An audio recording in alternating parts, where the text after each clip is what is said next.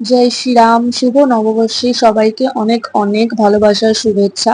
হনুমান জয়ন্তীর দিনে আমি সকালবেলা থেকে নির্জলা উপসী ছিলাম, জলও খাইনি, আমি কিচ্ছু খাইনি। আমার সেটা মনে মনেই ছিল যে আমি নির্জলা ভাবেই পুজো করব। তো তার সকালবেলা আগে হনুমানজিকে আমি ঘরে পুজো দিয়েছি, ঘরে ভোগ দান করেছি।